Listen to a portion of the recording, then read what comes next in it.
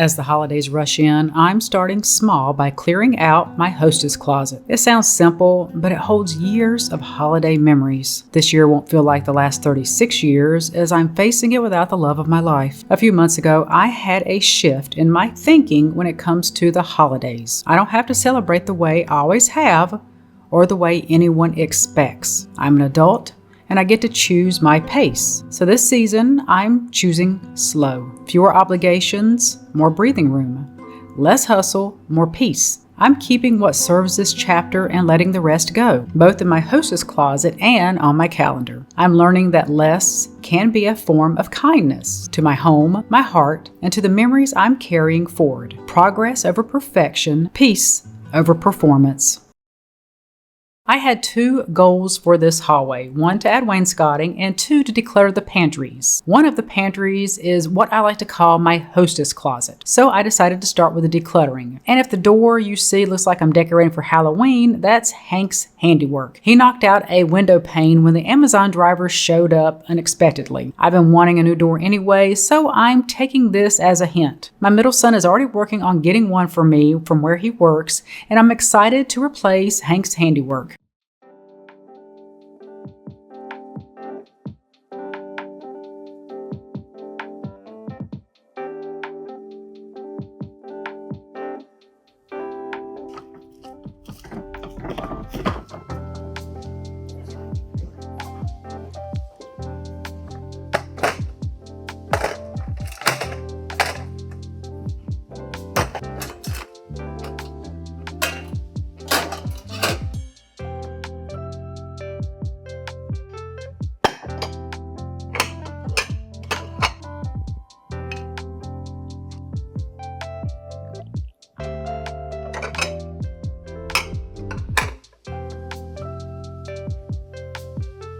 Slowly working through everything. In this section, I am going to be keeping all of these items. I love my blue and white. Definitely hard to get rid of it. But I do have a few pieces. They're like little stragglers, things that don't really go with anything that I will be getting rid of. And the logic I am using on how to determine what to give away and what to keep is if I have a lot of something and I know that I can find it at the thrift store, I'm just going to donate it or give it away or sell it if it's worth selling.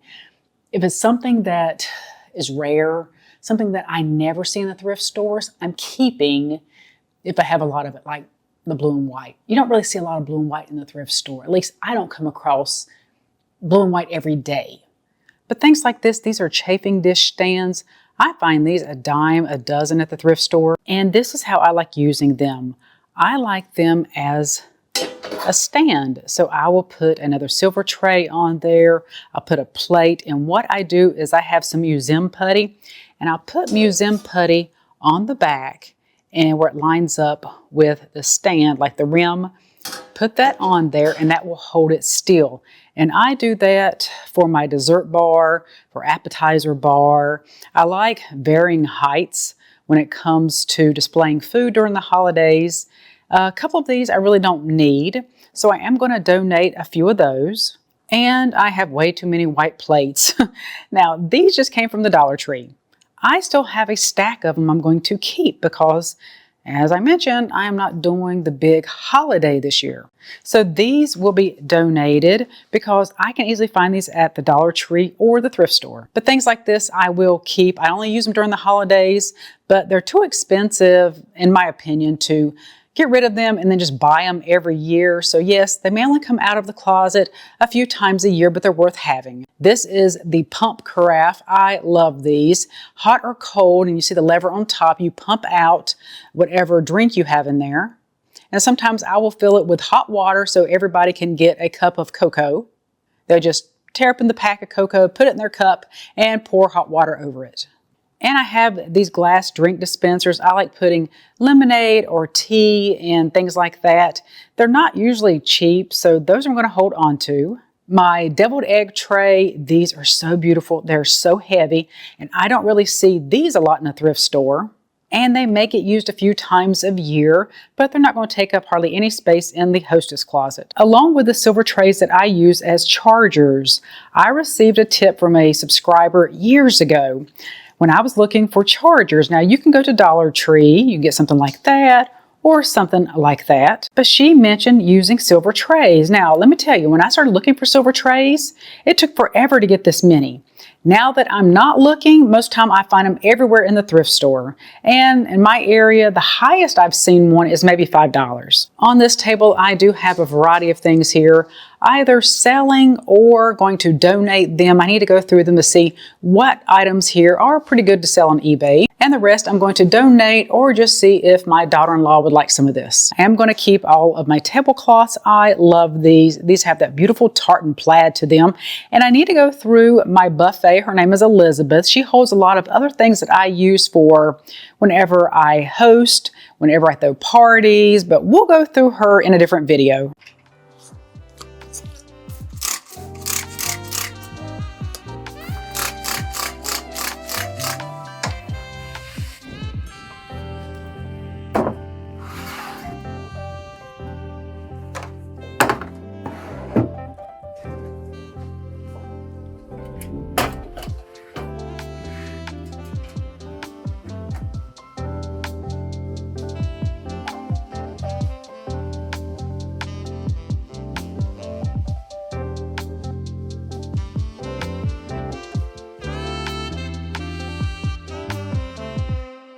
As I mentioned in a previous video where I said we're going to start decluttering this entire home, and as soon as I get donations ready, I'm going to take them straight to the thrift store. That's what I'm getting ready to do. I have 3 boxes of donations and 1 box of items to sell. It feels so good to take this stuff right away to the thrift store instead of me holding on to it, because I don't want to get tempted to kind of look in there and think, oh, you know what? Maybe I will use this leaf cutting board. I won't. So we're going to leave it as is. We're going to throw it in the car. I'm going to haul it off, and it's going to feel so good to get it out of my house.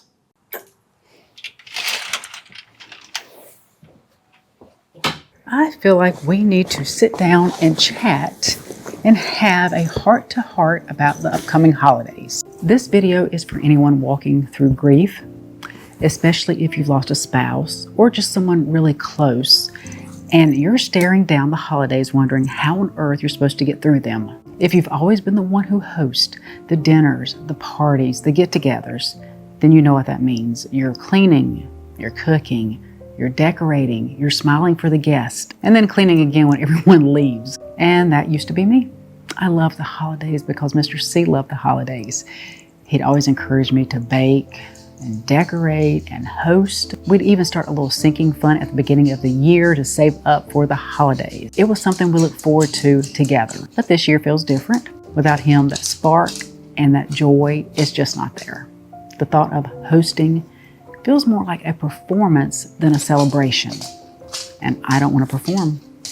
I don't want to pretend I'm okay when I'm not. It takes way too much energy to be fake. This year, I want closeness, not performance. So here is what I've decided, and I'm sharing this for anyone who needs to hear it. I'm not hosting this year. Now, as I'm recording this, my extended family doesn't know this yet, but I'm keeping it small, just my kids, my daughter-in-law, and my grandkids. And honestly, that feels right to me. I know some family members might not understand. They might say, oh, he would want you to keep the tradition going. But here's the thing. I was married to this man for 35 and a half years. I know him, and I know beyond a shadow of a doubt that he would tell me, Sherry, do what feels right for you. Don't be a people pleaser. And what feels right deep down in my soul is protecting my peace, protecting my healing. If you're in that place too, I want to give you permission to do the same. You do not owe anyone a performance. You don't have to decorate if you don't want to. You don't have to cook a feast or host a house full of people just because you always have. If what you need this year is to sit by the fireplace with your fur babies, watch a Hallmark movie and eat Chinese takeout, then do it. Healing looks different for everyone. Now, I am very grateful for all of my extended family. They have been so supportive and understanding, but I still need space. Peace and quiet sound better to me right now than a house full of guests. About 6 months after Mr. C passed, I started coming out of the fog. My perspective started to shift. For months, my anxiety was sky high. I had panic attacks, memory lapses. Finding Mr. C dead on the floor and watching my son try to save him, it changed both of us. We both carried that trauma. We're still carrying the trauma. And when we finally talked about it, we realized something important. Neither of us has to keep performing for everyone else's comfort. Not this year. Not when we're still trying to heal. So this holiday season, I'm choosing peace. I'm choosing meaning over tradition. And I'm choosing to listen to what my heart can actually handle. And if you're grieving and feeling guilty for not doing what you always do, please hear me. You are allowed to say no. You are allowed to protect your peace. You are allowed to make this holiday season look completely different because your life is different. Give yourself that permission. That's not selfish. That's healing. And a lot of what I'm telling you, I'm trying to get into my own brain because it is so hard to not be a people pleaser and to worry about what someone's going to say about you. But if anything, going through this, it has really given me a stronger backbone. It's starting to make me realize I am stronger than what I think I am. I have control over what I decide to do.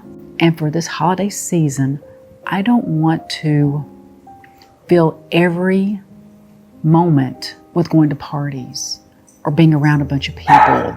I don't want it. And I know they say you shouldn't go by your feelings, you know, I don't feel like doing this, I don't feel like doing that. But I am going to give myself some grace. And if I don't feel like going to a holiday party, I'm not going. And I will be doing Vlogmas this year. I'm going to be trying to put out a video every other day through Christmas just to share with you how I'm going to be celebrating the holidays without Mr. C. So you don't feel alone. You don't feel guilty that you're not doing these huge celebrations that you've always done. If you have no one to spend it with, you can spend it with me during Vlogmas. And I think in a lot of ways by me doing that, I've mentioned many times I don't journal, but I do like making videos. I feel like that's the medium I work best with when it comes to expressing myself. And yeah, I hope you enjoy the Vlogmas videos when they start up in December. But just decluttering everything in my hostess closet, it just got me thinking about that. And I thought, let me sit down and let me just share with all of you how I'm feeling and the permission and the grace I'm giving myself. And I want to extend that to you. So if you have no one to spend the holidays with, you can spend it with me here on this channel. And we'll do this together. We'll go through this season together.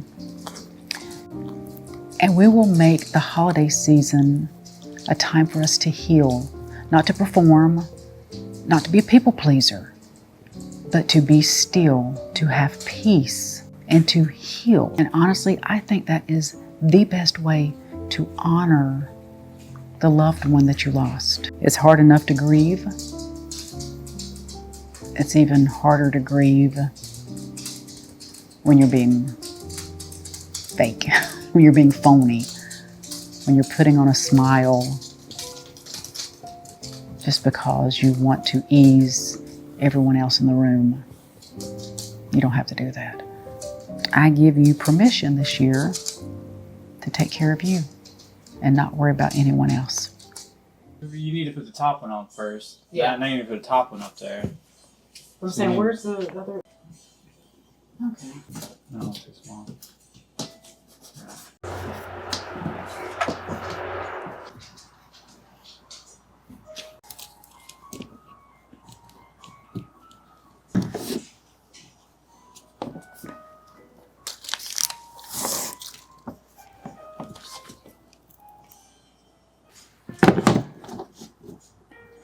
This wainscoting I don't care for, like the other ones I've been using. I usually take the peel and stick off. This will not come off. It usually just rips off and I can use glue. I can't with this. It will not come off to save my life, which means as we're putting this up, it has to be very precise because there's no wiggle room or any margin for error. But it does look good. I'm not going to say it's the most level. Just from looking at it with your naked eye, you really can't tell, but it's a little bit more aggravating than the other wainscoting I've been using.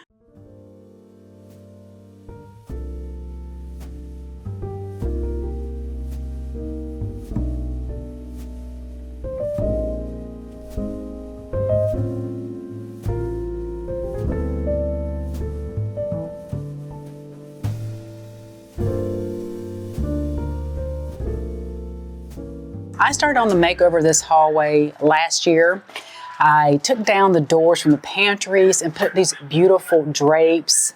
I think these were by the company 2 Pages. I don't know. This is not a sponsored video. I did that last year. I love how that looks. And I now love how everything looks in my little hostess closet. Pared it down just a little bit. But I love this area. Now, what I didn't love about it were the paneled walls. You can see a little bit of the paneling. Now, we filled this in 5 years ago. And the only reason you can really see it now is because I use semi-gloss paint. When I went to my paint store, they didn't have any satin because I didn't want this much of a shine. So when I paint these, I'm going to repaint this entire wall, and I'm going to do it in a satin color. The color I'm using is Benjamin Moore's Silver Satin. I love this color. I have it in my bedroom, the living room. I may even do it in the foyer. On camera, I'm sure it looks white. It does have a taupe beige undertone to it. I really like it. This little hallway tends to be very dark, and we did have our electrician put in an extra can light a few years ago. That really helped brighten this up. But once I get the glass door leading to downstairs and a door to replace the one that Hank broke, more light is going to be able to flood through here. But at first I was going to do some artwork, and I, played around with a few things. I didn't really like it. And Mr. C was the one who said, why don't you put some molding up? Give some architectural detail to it. And that's what we've done. Now, I received all of this molding for free. All I had to do was an online review of it, no video, no nothing. They don't know I have a YouTube channel, so once again, not sponsored. Now I just have to caulk, because since this is paneling, it's a little wavy a little bit. So there are gaps. But caulk is going to make it look beautiful. Once you put caulk around molding, trim, it finishes it. It just makes it look so much more seamless. I don't really like caulking, but I'll do it anyway. But I will say, whenever you cut the little slit on caulk, make sure it's not very big, because if you cut that hole way too big and cut it at a slant too, that helps a lot.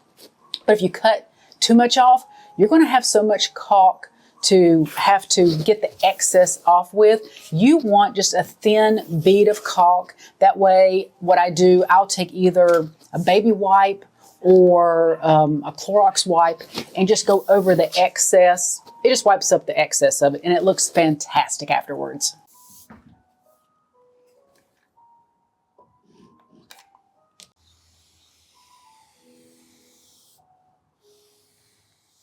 In addition to decluttering my hostess closet, I organized the toolbox in the other closet, the same spot where I keep folding chairs, folding tables, and buffet items.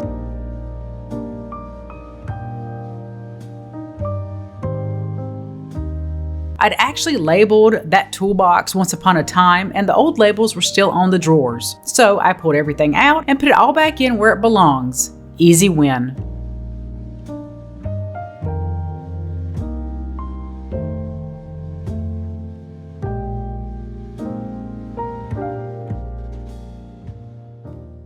The molding did more than just pretty up this drab hallway. It visually stretched the walls and gave the whole space a calmer, more intentional feel. Next on the list, swap the back door and hallway door for glass panel doors so natural light can actually pour through. Then I want to strip the floors and give them a couple coats of a sealer for a low sheen, easy to clean finish. To keep this look very minimalist, I chose a single abstract piece as the focal point. Enough interest without the clutter. And for Christmas, I'm planning to flank the artwork with 2 small wreaths for a simple seasonal touch, and with any luck, the new glass doors will be installed by the time to complete the transformation.